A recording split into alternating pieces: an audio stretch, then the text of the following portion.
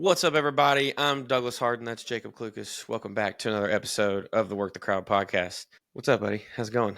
Doing all right? Yeah, pretty good. Pretty good. We're potentially waiting to see if one of our favorite guests, Zach, joins in to complain about the Phillies so far. Yeah, in case anybody doesn't know, they lost to the Dodgers last night, 5-3. Yep. And there is a potential he may join in just to do a quick quick rant, and then get out of here. We'll see. But we have a good episode today. We're going to cover yesterday's college football matchups and looking ahead into this week coming up. We're going to talk a little bit about the MLB playoff race. And like we just mentioned, A.J. Brown, dude may be a little unhappy. Just throwing that out there. Obviously, we're going to talk about the NFL, same thing like college. And then the Ryder Cup. U.S. did not play well. No. Let's get into it. Yeah. So, I mean, we had a great day of college football yesterday for not having as many good games as what we had the week prior. Kind of spoiled a little bit from the week before, but did have a good week yesterday. And let's start off with kind of the headline for the week. And Penn State, back-to-back losing. This time to Nico in a winless UCLA team. Hey, I mean, we've prominently said this on this show multiple times. James Franklin cannot win big games. And this technically this wasn't really a big game, but at UCLA, a road game, I mean, Nico pretty much did whatever he wanted to him. If we're being honest. I can't quote exactly who said this in a tweet, so I'm sorry, but there was a tweet I saw this morning. It said, James Franklin heard you all say that he can't win the big game, so he said, fuck it, I'll go lose the easy games too. Well, yeah. This is a bad trend. If losing just the big games is one thing, but then here's the thing. So what really bothers me is his post-game press conference, where he proceeded to say afterwards that the guys they were just deflated from last week. Guys were deflated from last week. They put all their all into trying to win. Here we go. Here we go. Here we go. Hey, boys, thanks for having me back here. Live from Philly. Where are we at right now? Where are you guys? Let me see if I can flip this. Can I flip this camera here? Live from the bank. I don't know, but here we can. See. We're at the Philly Sport Complex here. You got Haley Scotty right here. I don't know if you can see the stadiums. Kids You got program. Phillies. Kids program. And back there, you got Eagles back there in the distance. And you got Sixers, Flyers back there. Yeah, we're out here. Nice. Holding this camera like a boomer. Yeah. Mm-hmm. All right. Well, let us know what you think about the Phillies Dodgers. What's your rant on Philly? So after the postseason ended last year, I was pissed off, and they didn't hit. They haven't hit in a couple years. I'm just going where some shade is so I can see here. So after we ended the postseason last year, I told my girlfriend, "Look, I'm not spending a penny on seeing this team play next year until they hit in October." So all season, kind of skated through. They had a good year. All right, season really doesn't start for me till we get to the playoffs. And then last night, the same thing as the last 2 years. They can't hit. Bryce Harper, Schwarber, Turner. They're getting paid, what, $300 million, $500 million, $500 million, and they can't hit in the playoffs. So I'm ticked off. They had that game won. They went 1 for 11, the top three. That's not going to cut it. This is crap. So they will never get a penny from me until they start showing up in October. They can kiss my ass. Well, Zach, I will let you know I'm not too happy either because I picked the Phillies to win the World Series. And so I mean, they still can. Like, granted, they still can. Like, I'm not saying that it's over, but just looking at the track record, it's not a good sign in the playoffs. And you had that game. You could have stole game one against Ohtani. I felt like game one was a must-win, especially going up against the Dodgers with who they have, their roster. And now you got to go take game two against Blake Snell. And my God, if you don't take game two, you're going across the entire country having to win every single game. That's a tall order. Yeah. Yeah. So what about you guys? What's the topic today? Right now, we're just covering yesterday's college football. Well, actually, since you're in Pennsylvania, what's sports radio this morning talking about with Penn State and James Franklin? So it's weird. Like around here, college football really doesn't get talked about on the radio much, but every now and then somebody brings it up. But the general consensus, whenever they do bring it up, is that same thing the national media says. James Franklin cannot win the big game. And like I said, it doesn't get talked much about here, but people want him gone because you can't win. You can't win. Like, I'm not a Penn State fan by any means. I actually like making fun of Penn State, so I think it's hilarious to see them collapse and everything. But yeah, he's definitely not the guy, and I think people up here know that he's the problem there. So yeah, Yeah, I mean, I don't know if I'm necessarily on the train just yet of fire James Franklin, because at the end of the day, he still does win 10 games every year. So it's like it's kind of hard to like. yeah, But at the same time, eventually at some point, you got to win me a game that matters. And unfortunately, you can win all you want. There is a coach out there that will win those games. And I'm not quite sure, and I'm sure Doug's already looking it up because I could tell what James Franklin's buyout is. I literally was looking it up. all the way to the It's 50 million. 50 million. I mean, That's so they got at least a couple more years before they decide to make a move on him. And it is weird because like he does win games, he does get recruits, he did turn that program around after God where they were, but it's not like coming in. He was at Vanderbilt. It's not like he's an established championship head coach. He's just a guy, kind of. And I think unfortunately they're going to find somebody else that's going to get him over the hump one day, but who knows? I don't know. They're not beating Ohio State this year. I'll tell you that. I could have told you that. No But shot. I mean, yeah, and that's what makes this even more frustrating is that you can argue this is maybe outside of the Barkley Penn State team. This is Franklin's most talented all-around team, and the fact that this is your most talented Playing? and you're getting absolutely destroyed by Nico and UCLA. And not only Yeah. that, So UCLA's literally coming the off worst firing team. their head coach. And for me, it just makes it even better because Jim Knowles left Ohio State to go be the defensive coordinator at Penn State. And in Yeah, one game against that's right. UCLA, he's given up more points. He's given up more points in the one game against UCLA than Matt Patricia has all year in any of those games. That's crazy, man. That's funny. That's yeah. That how do you do that? Like you leave, you just won a national championship, and you go to. I wouldn't even call it a lateral move. I think it's a downgrade. I don't know if the guy went to Penn State or from Pennsylvania, but that makes no sense to me at all. Like you're at one of the, if not Well, the for me, I best think it top was, three every year. if I remember correctly, when me and Doug talked about it on the show, it was Jim Knowles wanted to be the highest paid defensive coordinator in college football, and Ohio State was not willing to make him that. And he wanted more money. They wouldn't give it to him, so he left, which, go chase your bag. I'm never going to tell you don't. But yeah, I mean, you could make the same argument right now with Chip Kelly. I mean, the Raiders don't necessarily look the greatest on offense, and Chip Kelly left a national championship team to go be the offensive coordinator for the Raiders, as if his NFL stint went so well the last time.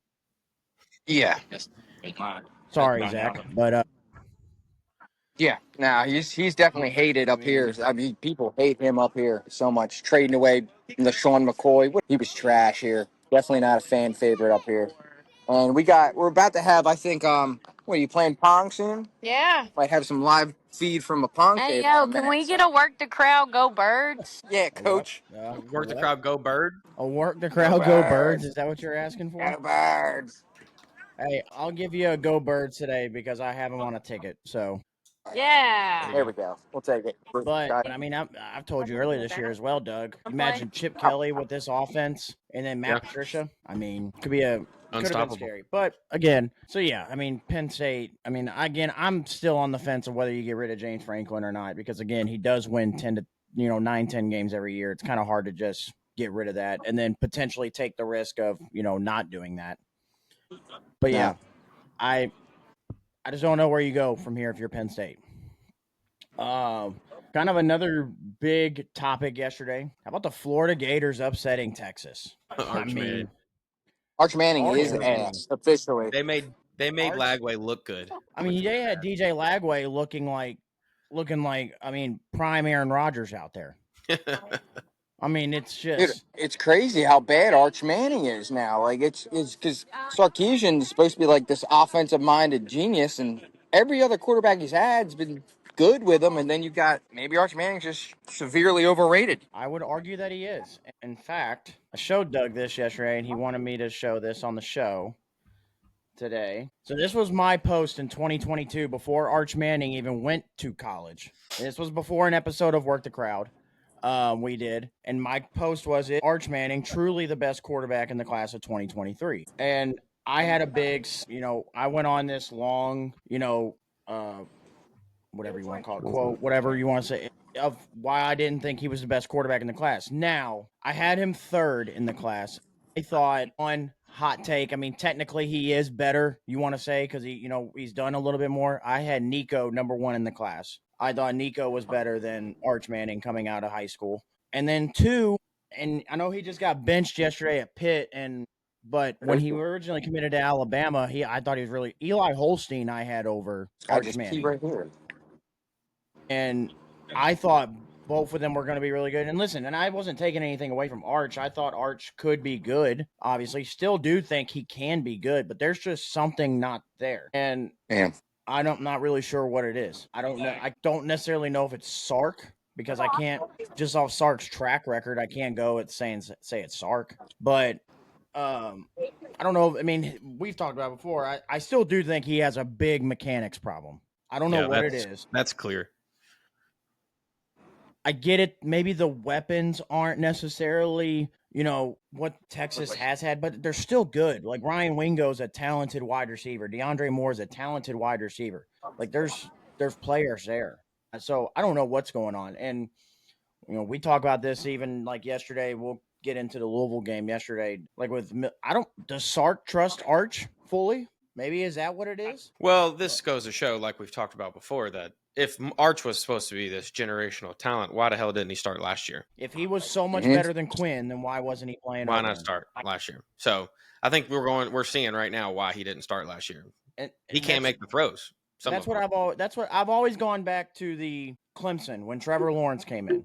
Kelly Bryant took Clemson to a playoff game the year prior. Trevor Lawrence came into town the next year. They had zero issue benching Kelly Bryant and putting Trevor Lawrence in because they knew Trevor Lawrence was just that much better. Yeah. So if Arch was truly that guy, why was he not put in? And I know there's been a hot topic of, there's a video going around. I could show the video if y'all want, but of like people going, well, look at what Arch was playing against in high school. And you could kind of see like the competition he's playing against in Louisiana wasn't necessarily the greatest, but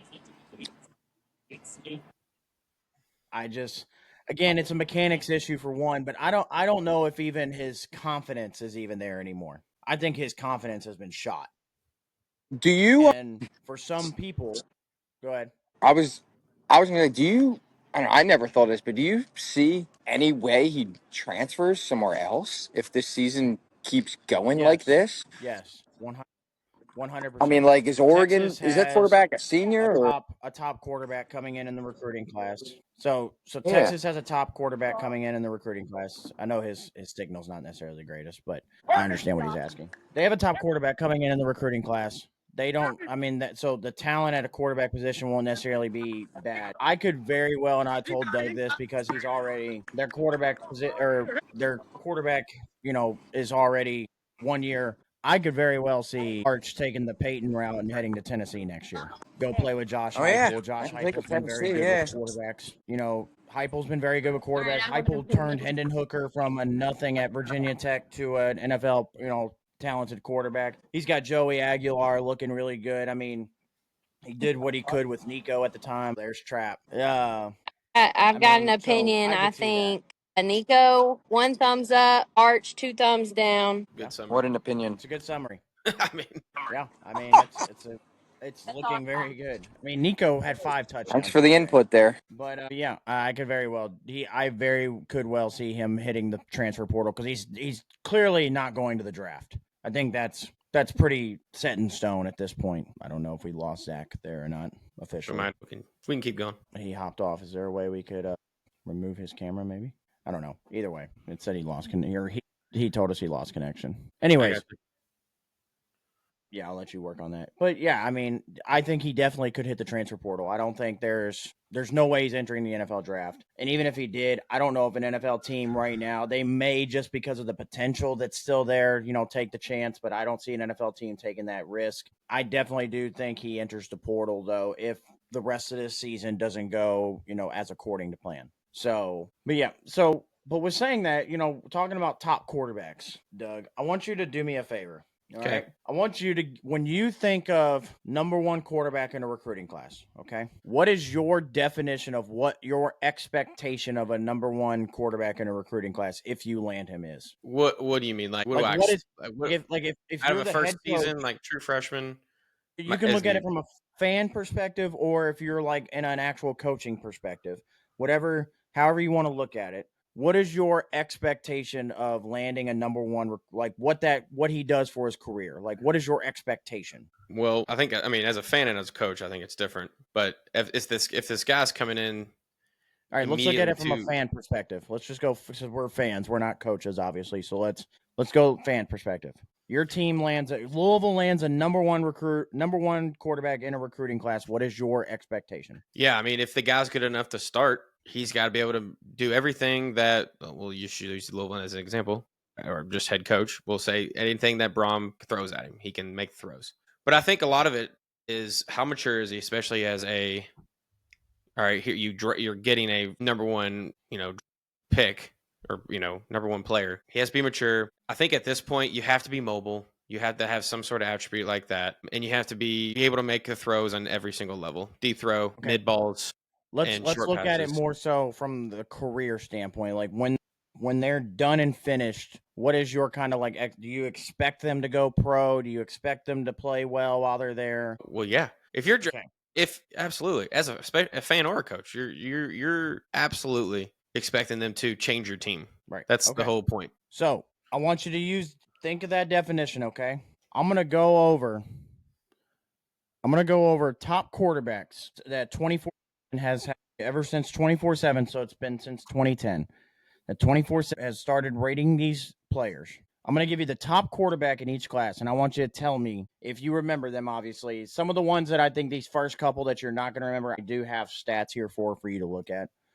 Okay. So you have something to go off of. But here we go. So all of these guys put in preference are 5-star guys except for this first one. So number one, or 2010, the number one overall quarterback was a guy named Phillip Sims who committed to Alabama. And those were his numbers. So but I want you just to tell me by your definitions on all these, did they meet those expectations? I think it would be safe to say no, correct? No, yeah, I'm looking. I was like, is this a joke? That's why I was looking at it weird. All right, number 2011 is Jeff Driscoll, who committed to Florida. All right, 2012 Gunnar Kiel, who committed to Notre Dame and never even played a down for Notre Dame, actually, as you can see. Yeah. No. All right. 2013, Christian Hackenberg. Oh God, he threw 15 picks in 14. He was in a turnover prone. 15, he played pretty well, but he only threw for 2,500 yards. Was that what year was Saquon there? This is before Saquon. Okay, then you're saying as a first round. This was even before James Franklin. This was Bill O'Brien, Penn State. Okay. I think that's closer, but I think I would still say no. All right. Now these rest of these guys, I'm pretty sure you're going to remember. So I don't have stats pulled up, but I can't. I remember this guy. I just didn't remember how. All right. Next one, 2014, Kyle Allen committed to Texas A&M. Okay. Do you want me to pull up his numbers? I mean, no, you're good. I would say yes. Okay. Jarrett Stidham, Baylor. I don't remember his numbers. He finished his career at Auburn. Yeah. How many yards did he throw? Yep, I can look that up for you real quick. Jarrett Stidham. 18. So there you go. I mean, he went into turnover prone. He probably managed their offense well. He was never necessarily great, but he led the team, it looked like. I mean, he did what he was supposed to do. So I would say that's a lower end yes. Okay. Shea Patterson committed to Ole Miss in 2016. Finished his career at Michigan. Just pull his numbers up. Let's just go through and pull all the numbers up so I can see. I'm not a numbers guy. That's fine. Yeah, and I would say yes, and he statistically got better each year. All right, next quarterback, Davis Mills. Yep. No. All right, no. These next ones are more recent, so I don't think I'll have to pull up stats for you. 2018, Trevor Lawrence. Yes. Yeah, pretty self-explanatory there. Spencer Rattler. I mean, he put up insane numbers. I mean, I would say... I wouldn't say he put up insane numbers, but... I mean, I think he put up pretty good numbers, did he not? I mean, I wouldn't necessarily call it like insane. What were the rushing yards? I mean, 10,000 career yards. Yeah, he didn't really do much rushing. Well, that's also because he played 5 years. Yeah, I guess that's true. Well, that's a lot of quarterbacks nowadays. Recently. But anyways... Well, maybe not. Maybe not. I would say... So we'll go on the fence on that one? Yeah, he didn't make them great. Right. He was okay, but he was never... Right. Right. Yeah. Bryce Young. Yes. College, absolutely. Pros, Right. what the fuck? Quinn Ewers. I mean, yeah, he was on winning programs at wherever he went. Well, Ohio State and then Texas. Right. Drew Aller currently at Penn State. What's his numbers like? I don't Last see year, I it. So believe. he's a true. Is Last he a year, he sophomore only- or is he a senior? Yeah, he's a senior. Last year, I believe he only threw. Or no, yeah, last year, or sorry, 2 years ago, he only threw 2 picks. Yeah, like to me, like with teams like that, I mean, granted, their coach kind of probably screws them on a lot of stuff, but I mean, yeah, I mean, he's doing. I would say he's doing what he's supposed to do. And then obviously, outside of Drew Aller, his next ones are still in college. So I just want you to tell me if they've lived up to it so far.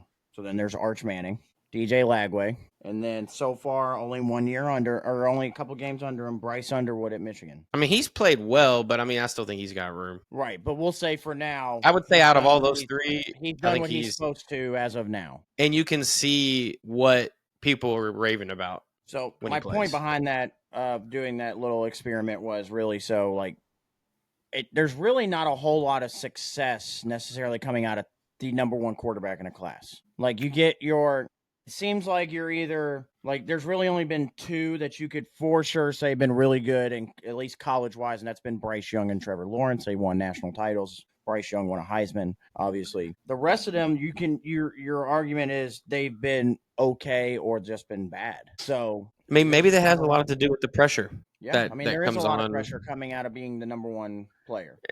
And a lot of these guys are starting as true freshmen. True. Or even redshirt freshmen. They're still young. I mean, they're 18 years old. Right. That's what I'm saying. Like where I say Arch Manning could still be good. There's still a lot of room for Arch Manning to grow. Oh, 100%. Yeah. Still a lot of room for DJ Lagway to grow. Yeah. No, I'm not. Yeah. I would definitely say that both of those quarterbacks, like yesterday, you saw why Lagway, why he's the starting quarterback. They might put you on a roller coaster, but there's definitely going to be plays where you see like, oh, man, this guy's got it. He's just got to figure it out totally. And I think that comes with experience, just playing time. This is really the Anthony Richardson thing. If Anthony Richardson plays 3 years in college, that dude's a probably totally different NFL quarterback. Yes. You got to get snaps, got to get reps. You have to get reps in big games, even in the little games, being able to get your confidence up. Sure, yes, yeah. You want to get big game reps. You want to get those, just to have that under your belt. But just getting reps in general, that was really Anthony Richardson's downfall. He just did not have reps in general. But it's the same concept for these number one players. As soon as they get reps in, once the talent and the hard work and experience mix, the talent will expose itself. Correct. And then real quick, just quickly running through the rest of college football yesterday. Ohio State blew the brakes off Minnesota. Alabama got their get back against Vanderbilt. It was looking touchy there for a minute. Yeah, and it was. And then Alabama pulled away late in the second half. Georgia beat the brakes off Kentucky, nothing new. Miami did beat Florida State. I know the score shows 28-22. Yeah, Florida State tried to rally, but for the most part, Miami dominated this game the whole game. Oklahoma looked just fine, albeit against Kent State without John Mateer. Texas A&M got a big win against Mississippi State. Let me tell you, and I know you may not want to hear it, Satterfield's got the Bearcats in Cincinnati rolling right now. Now they're playing well. Beat Iowa State in a big game yesterday. I mean, Cincinnati looks like they could be contenders in the Big 12 right now. Which is wild. Yeah. Notre Dame did beat Boise State. Illinois went on the road, beat Purdue. Michigan beat Wisconsin. And then I saved this one because I'm sure you got a couple things you want to rant about. Save the Virginia-Louisville game for you. Go ahead, Doug. Yeah, so for people who don't know, Virginia beat Louisville in overtime. Yesterday it was 30-27. I mean, really, honestly, a good game. Very much back and forth. So if you're a football fan, that's really the kind of game you like to watch. Definitely in person. And we were there in attendance. And we were there. Yep. But that game's really not even close if Louisville's offense doesn't give up 2 touchdowns. So Louisville's defense honestly played very well. They did what they needed to do for Louisville to win that game. But when your offense gives up two touchdowns, your odds of winning go down tremendously. The offense has to do too much, and the defense can't do everything. Right. Now, when your offense isn't producing, your defense is always on the field. Yeah. So, and we said last week this game was going to be a game of turnovers. Whoever gets most turnovers Virginia did. I don't even know. I mean, towards the fourth quarter, Louisville got some sacks in, but for the most of the game, Virginia did a pretty good job of getting the ball out quick. But and their running back played a pretty good game. Miller Moss, man. I mean, I was looking up his stats last night, and he was like, let me pull him up again. He was 329, 34 for 48, 329, 2 touchdowns and 1 interception. But the first turnover was Brahms' fault. You don't call on a 4th and 1, you don't call a pitch play. You don't call a halfback pitch. You're throwing the ball 4 yards behind the line of scrimmage already. And I don't see that being a successful play call for that down situation. The second one, Miller Moss was trying not to take a sack. I get it. But, buddy, you can't make that throw. It was really double coverage. There was 2 people right there, and he tried to make a play and threw it right to the Virginia guy. I mean, the dude pretty much walked into the end zone. So, real quick, sorry, don't mean to interrupt. Louisville got 2 sacks yesterday. Virginia got 5. Yeah, and I'll be honest, most of those sacks were Miller Moss's fault. Not the offensive line. Yes, you got to hold up, but Miller's got to get the ball out. If nothing's there, throw it away. You're trying to make something happen that's not there, and that's when you take sacks. And I think he was tired of getting sacked, and he was just, tired of losing yards. He was trying to make a play on that interception. And was it arguable his wrist was down? Wrist was down. I don't know. I don't know if that's a rule or not anymore. I think his wrist was 100% down. Well, his wrist was down. I don't know why they don't call that. But there's also another questionable call in overtime where Isaac Brown may or may not have caught the ball. We'll see. But yeah, that's the thing with Louisville's offense. Isaac Brown catch, I did get to see an actual replay of it. Yeah, he did bobble it just a tad bit on his way down, but I don't know if it was enough to be able to overturn it. Right, that's what I mean. I saw the replay. But here's the thing with Louisville's offense. If Louisville, and you gave credit to Virginia, they really did play well. I mean, and they're playing like a top 24 team in the country. I mean, that's who they are. Louisville has one of the best running back coming into the season, had one of the best running back duos in the country with Duke Watson and Isaac Brown. And for Isaac Brown, and this has to be injury related, same thing for Duke Watson, he only got the ball 13 times. Moss threw the ball 48. I would love to see that number for Moss to come down significantly. Significantly meaning like I want to see him around the 35 mark of passes and more attempts on the ground. Miller Moss has less pressure on him once the running game is established. Correct. 27 rush attempts yesterday for Louisville. But you got to think 8 of those went to Miller Moss on, just pushing across the line, whatever. Yeah, he was 8 carries. 8 attempts for minus 38 yards. Yep, and a touchdown. So out of the 27 carries, 8 of them went to your quarterback who got negative yardage. That leaves 19 rushing attempts by your running backs and or receivers. Yeah, which they've been running like Colin Lacey and in like the backfield some, like a different style offense. But they got to figure something out. He's making Moss throw too much and he's making mistakes. So they got to figure something out with the run game. It looks pretty much non-existent the last 3 games. But Louisville's always been their best when they run the ball successfully. And I know teams key on that, but Brahms got to have enough plays in the bag to do this. And the line is good enough, I think, to make the blocks when needed. And Isaac Brown's dynamic. Let him be a playmaker. Let him eat. Yeah. I mean, that's pretty much it. I mean, we were in the game the whole way. I mean, we even battled back, but like we were down 10.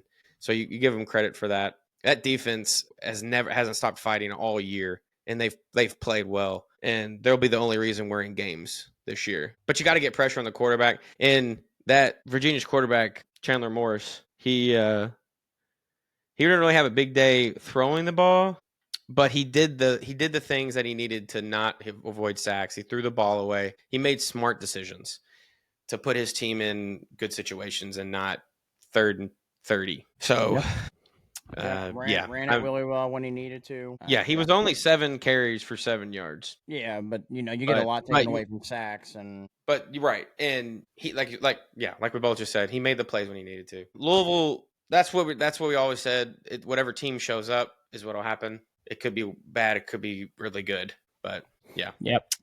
So I don't know why this didn't update. Anyways, so this was last week off predictions. It was 3-3 last week. We went 500.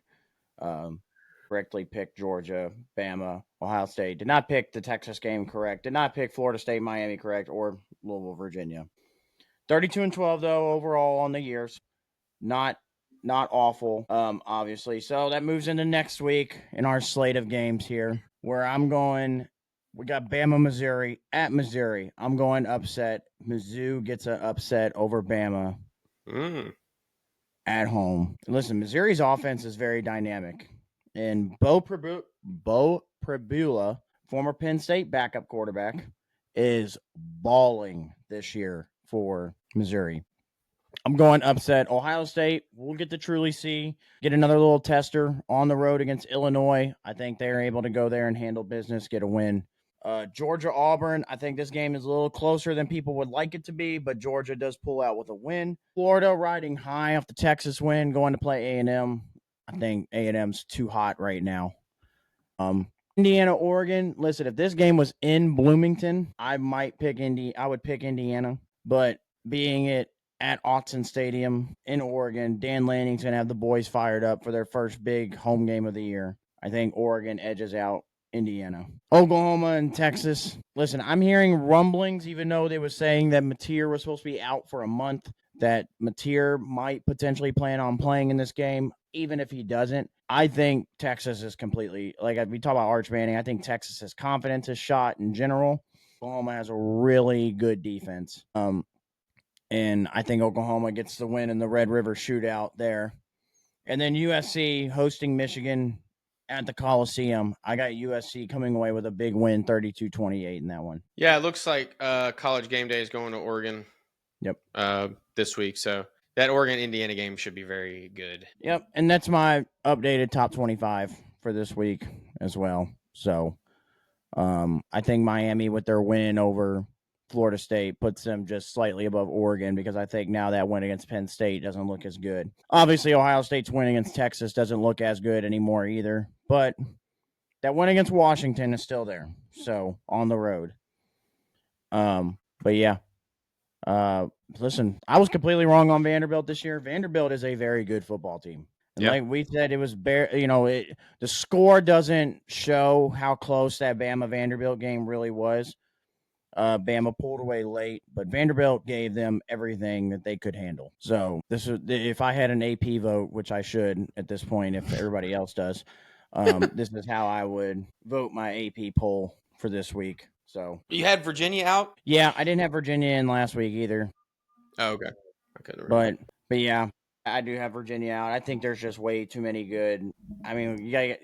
I look at your resume like as a whole, like so far, and then going forward, and then again, I take into consideration whether you can beat some of these teams, and I don't know. I don't know if Virginia could beat some of these other teams outside of the AC. So, but yeah. Moving on. So we talked about AJ Brown. Well, actually, you know what? Let's backtrack. Since we started off the show essentially with Zach talking about the Phillies, let's talk about the MLB playoffs so far because the Guardians' absolute collapse knocked them out of the playoffs, which has made me lost significant interest in the playoffs. But yeah, so we had divisional round start yesterday. Brewers got a dominant win over the Cubbies 9-3. Blue Jays smoked the Yankees 10-1.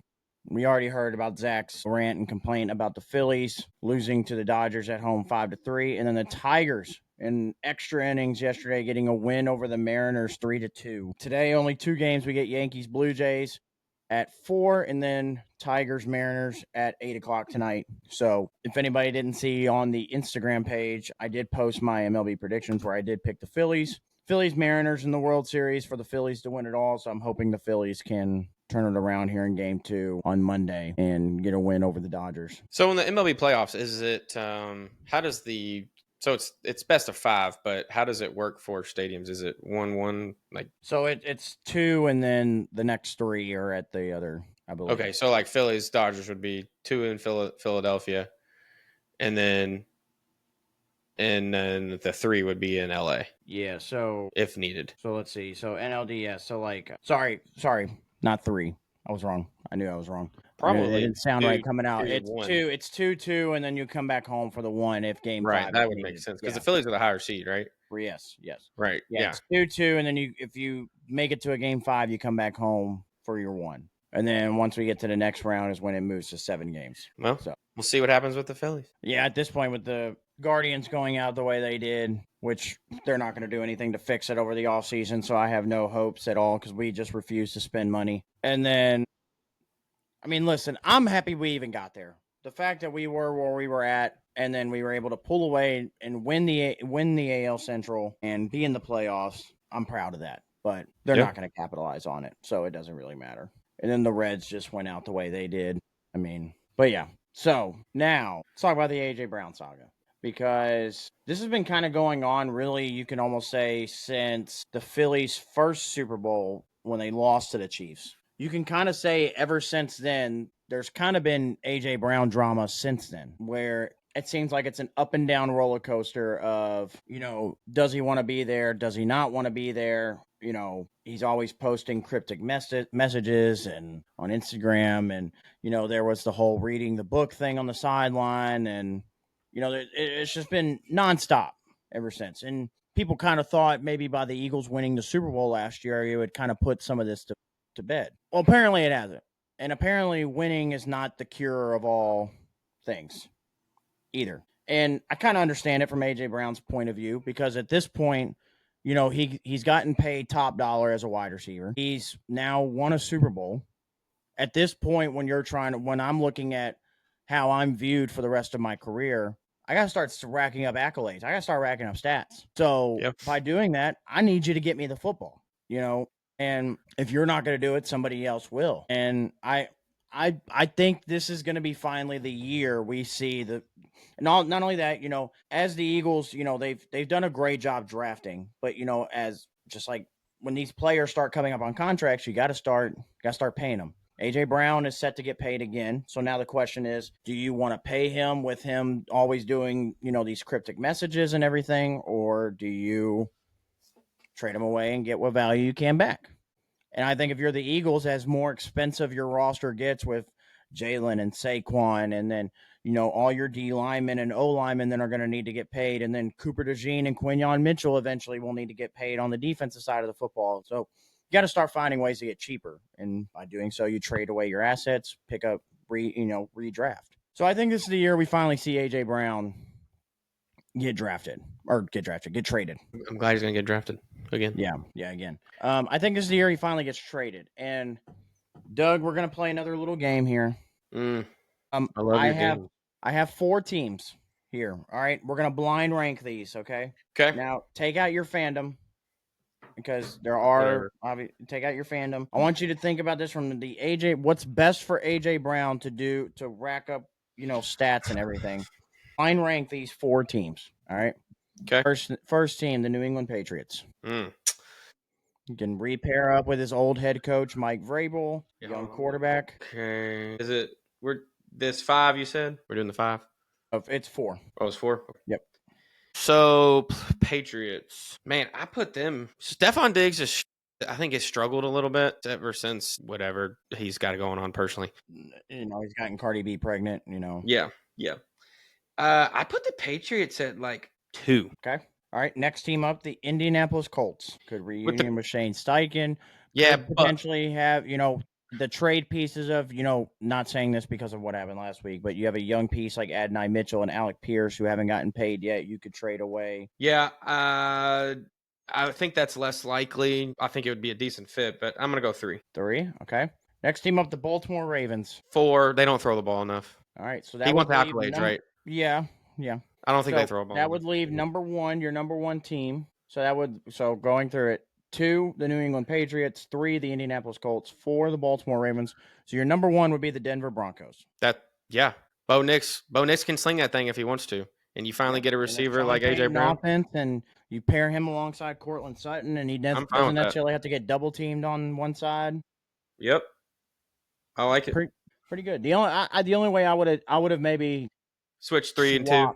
I would have swapped 2 and 1. I would have made New England number 1, and then just because I'm only thinking of it as Diggs is on his way out. He's only on a 1-year contract, so I'm thinking of it like most touches possible. Like there's mouths to feed still in Denver. You have Cortland Sutton, you have Evan Ingram. Not saying he's not going to get the ball. He'll still get the ball way more than he does in Philly, but there's still other mouths to feed. If I'm thinking about it pure, I'm trying to get A.J. Brown as much volume as possible. I mean, New England. And Drake May is a good quarterback too. So Correct. I think honestly though, if you would have told me that blind ranking, if you would have said the Broncos as the first pick, I still would have put them at 2 because when you blind rank it like that, it's hard to put the. Well, first. yeah, of course. That's why it's a blind rank. But yeah.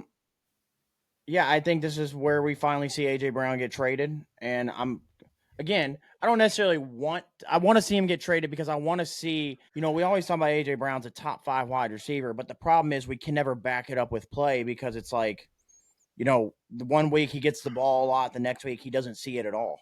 Right. So I want to see him actually. I want to see what he's doing when he's actually getting volume.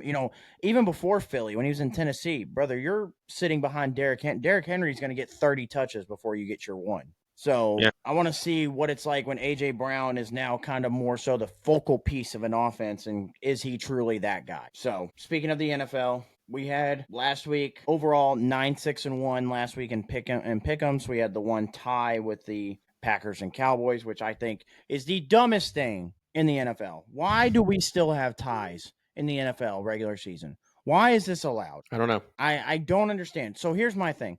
If you're going to play essentially what is the extra quarter of football, sure. Whatever you want. If that's the way you want to do it, I think college has the best overtime system for football. You give both teams a chance at the 25 or 30-yard line, whichever. If you want to back it up to the 30 for the pros, sure. But, you get your chance. If we go to a double overtime, you're not kicking extra points anymore. You're just going for 2. So I don't know why we still allow ties in the NFL. We don't allow ties in college football. So if we don't allow it in college, why do we allow it in the NFL?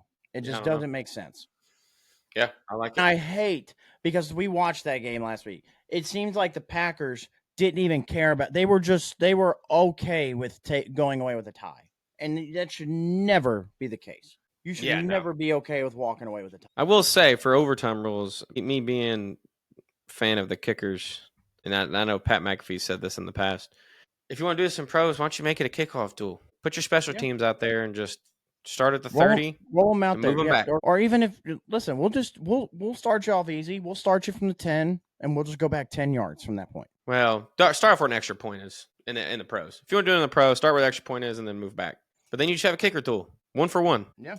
Which, last week for the Packers game, that would have favored Dallas because Brandon Aubrey's got a fucking boot on him. Yeah, but with special teams, you never know. Somebody could block it.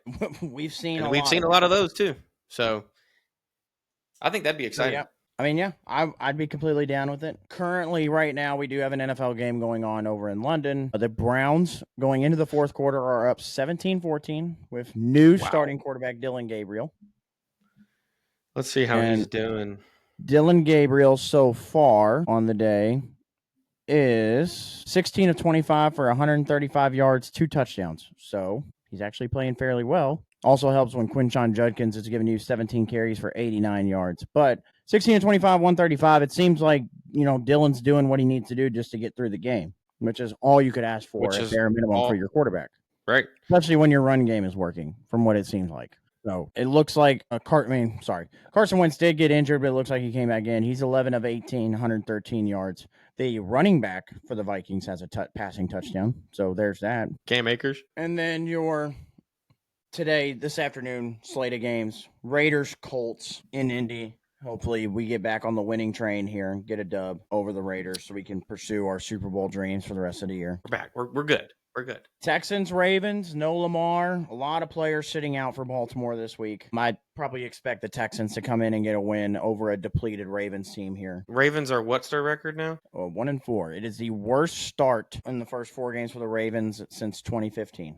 I know we just talked about that last week, but they keep losing. He gotta go. Panthers, Dolphins in Carolina. I'm going to take the Carolina Panthers to win that one. Saints, Giants in New Orleans. Give me Jackson Dart and Cam Scattaboo and the Giants. Let me tell you, that is an exciting duo right there. Exciting whites right there. Yeah. Cowboys, Jets. I'm going to take the Dallas Cowboys to get a win over the Jets in New York. Broncos, Eagles, where our friends who were just on earlier are currently at. They will be at the game later. And again, I am going to proceed with go Birds. Eagles get a win. Go Birds. Titans, Cardinals in Arizona. I do expect the Cardinals to get a win over a bad Titans team. Could be the most entertaining game this week. Seahawks, Buccaneers in Seattle. Baker versus Sam Darnold, battle of the 2018 quarterbacks. Listen, who would have thought after all these years that Sam Darnold, Baker Mayfield. Yeah, I like it. Is a primetime game. I'm going to take the Seahawks, though, to get this win in Seattle. Lions and Bengals in Cincinnati. I expect the Lions to just dominate that game over a bad Bengals team. Could be the other interesting game for this week. Commanders, Chargers in L.A. I'm going to take the Chargers to get a win. Jaden Daniels is back today for the Commanders, but Chargers get a win. Sunday Night Football, Patriots, Bills. I think this one could get very interesting, but I will take the Bills. I will take the Bills in this one. Yep. Listen, Drake May is the truth. Drake May is that guy. He's good. Yeah, we've been saying it. We've been saying that for a couple of years now. Yep. And then Chiefs, Jaguars, Monday Night Football. I'm going to take the Kansas City Chiefs to get a win. Yeah. Right there. And now, what's up? Couple things. We're going to keep it a buck, just like Cam Ward said. Titans ass. They're ass. Dude. What about him saying that? That's great, right? So I don't like my franchise quarterback saying that. Now, they are. No doubt about it. But I don't know if I like my franchise quarterback making that statement. Whatever. Now, on the flip side of that, real quick, how about Shedeur Sanders when they asked him earlier this week how he felt about remaining third on the depth chart and Dylan Gabriel being named a starter, and he decided to do the talking but not talking gimmick. I mean, you want to talk about, brother, you're not making your life in Cleveland any better right now by doing that. He can't start doing that. He can't start being a hater. Now, to be fair, Dylan Gabriel does take shots at Shedeur in press conferences. I know, but he does take his shots, but somebody's got to be the bigger man. There's a time and a place, and in the public media, probably not the best. Nope. Especially when you're a third stringer and you're in the spotlight as much as you do what you can, and you're a third stringer. You're trying to make your way back up on top, to the top. That doesn't help you trying to get up there. Yeah, I agree. One more thing.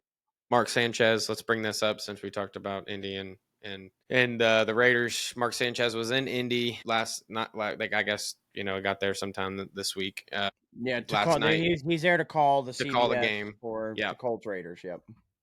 From what I was reading and all the reports, Mark Sanchez approached a food delivery person. It was in an alley in downtown Indy.